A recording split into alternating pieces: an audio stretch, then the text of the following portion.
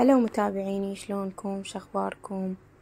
رجعت لكم طبعا فيديو جديد روتين بسيط.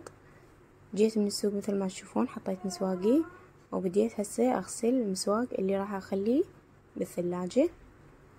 هسه هنا حطيت السلال وبديت افرغ المسواق بالمي حتى اغسله. هنا حطيت الليمون والخيار ماتين وراح اغسله. طبعا قلت خل اسوي لكم روتين بما انه اليوم شوية عندي شغل، فقلت خل اسوي لكم روتين بسيط. المهم هنا بنات راح اغسل وياكم المسواق. وطبعا عندي قصة احد المتابعات هماتين، قلت خل اسولفها لكم حتى تقدرون تعطونها نصيحة. انا عني نفسي انطيتها النصيحة، بس بعد باقي عليكم. المهم هنا بنات غسلت الليمون والخيار وبديت احط الباذنجان هماتين.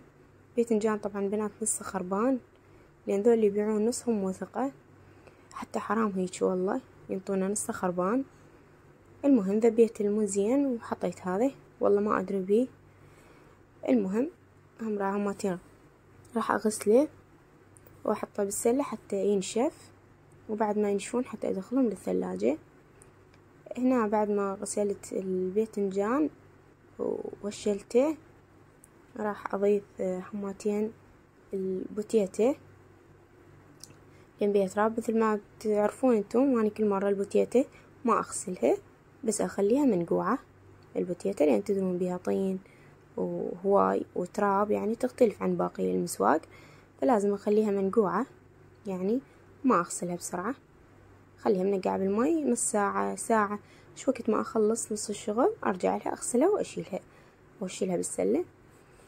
هنا عندي بعد ما حطيتها البوتيتة وخليتها تنقع، غسلتها هنا بعد ما رجعت لها. طبعا نقعت وطاح الطين كله بالمي.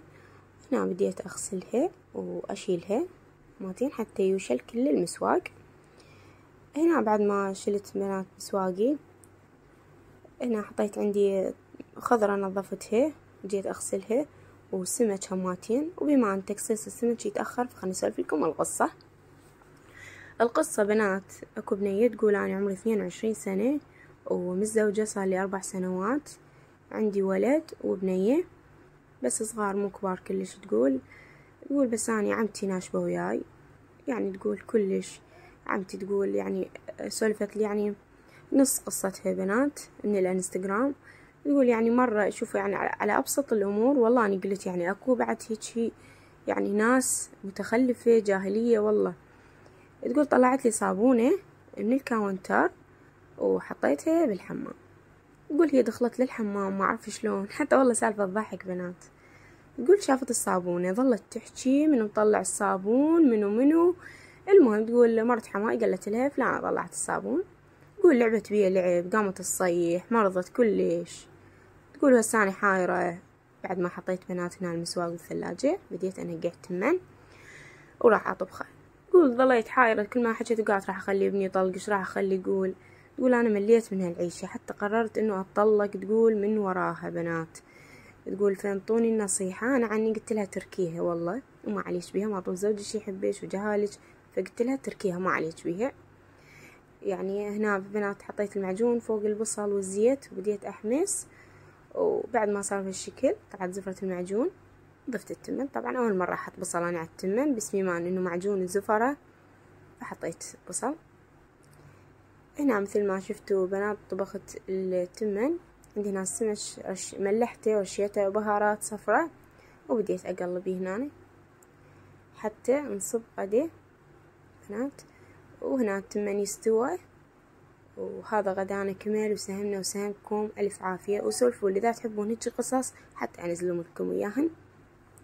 وهنا بعد الغدا فيش اكيد لازم نحلي، فروتين بسيط حتى ما لحقت اغسل وياكم المواعين وهاي. ان شاء الله انزل لكم روتين طويل ما طال اني موجودة. باي، انتظروني بالفيديو الجاي.